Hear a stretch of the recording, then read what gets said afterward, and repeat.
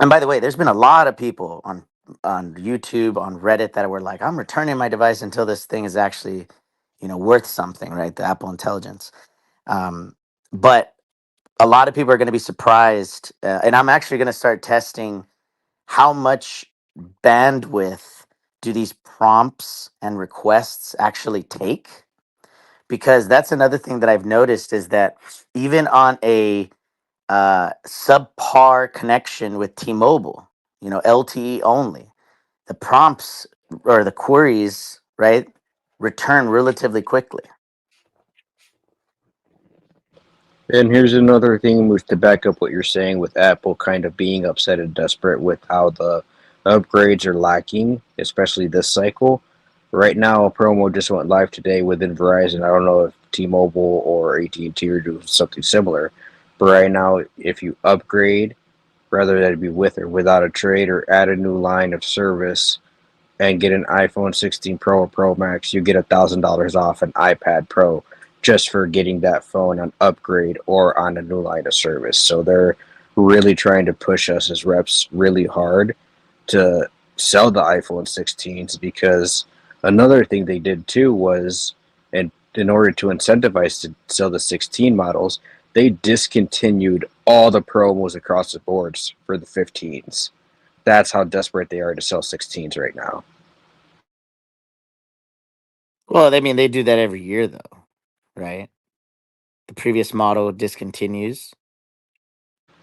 At T-Mobile, they didn't do that. They kept the promos the same. At Verizon, it's the first time I've seen Verizon do it, but I know when I was at T-Mobile for 3 years, they never did that. Like the promo stayed the same for both Hmm. models. They even would discount the previous models more. Like when the 14s came out, the 13s became free just by adding a new line without trading anything in. Same thing with the 14s when the 15s came out. So Hmm. I don't know if this is exclusive just to Verizon, but I know T-Mobile wouldn't discontinue promos. They would actually make it better for the previous year's models. Mm. Yeah, at AT&T, they do these things called like a very flat rate, like 4.99, 5.99. Uh, iPhone 15, right? The base model iPhone 15, as an example.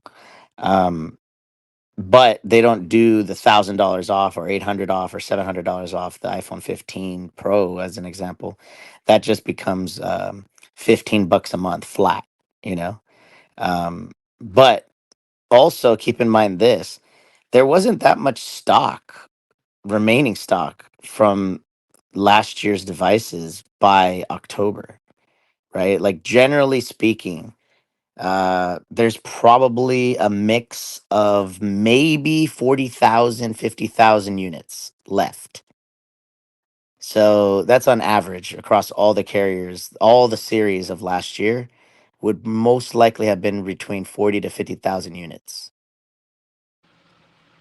Yeah, and other than the like overheating issue with the 15 models when they first came out, that was patched up with the software update. The 15 sold generally well, and they didn't have a lot of returns. I've seen a lot of 16s get returned under Morse period because people just aren't happy with the way they perform, because they were purchased with the incentive of the Apple Intelligence, which, I wouldn't bullshit customers. I would say, hey, that's not available yet. It's going to be available later with a software update. I don't want to sell you this phone with the promise of future software support that's not available now, but if you want to buy it and wait for that, then that's fine. Sure enough, they'd come back and exchange it for another phone because those features aren't available yet. Like, Hmm. MKBHD says, like, don't buy phones with the future promises of software features.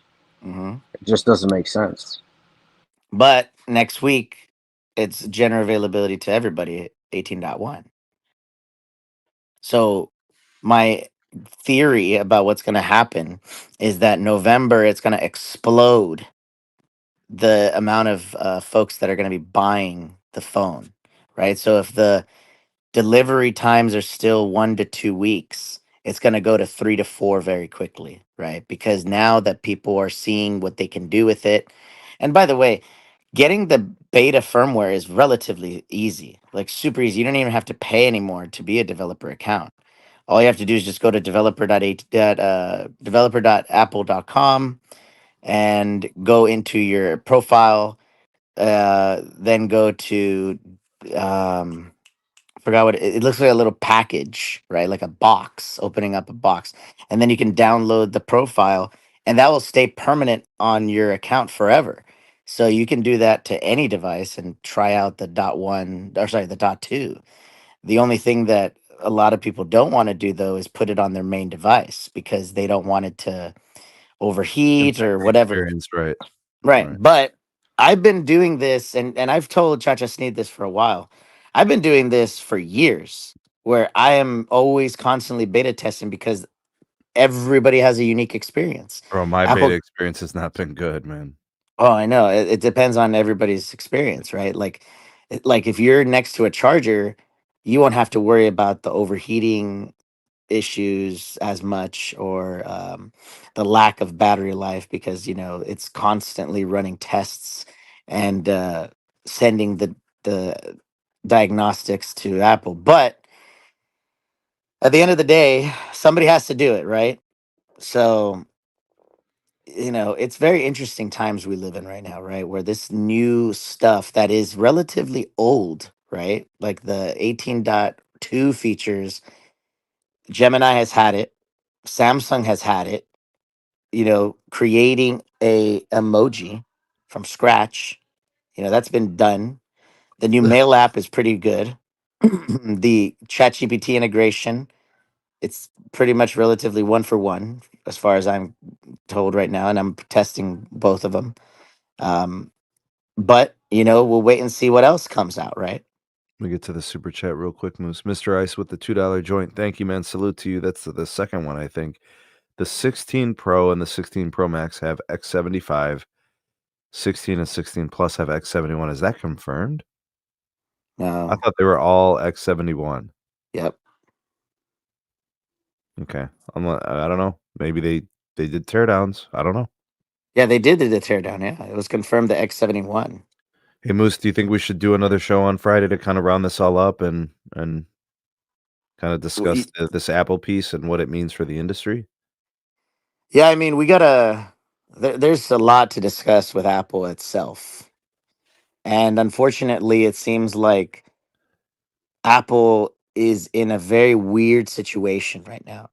They're not panicking, but they are worried because their baby is not selling as well, Well, right? Their iPhone. they're trading at all-time highs, so Right, right, right. But as there's soon as their earnings comes out and it's like, oh, we missed our revenue target, then they're going to be like, oh, damn, right? yeah. Because there's no way. Think about it like this, guys.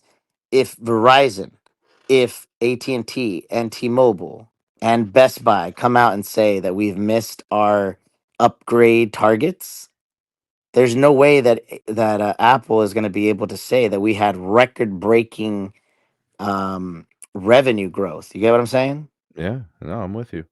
Yeah.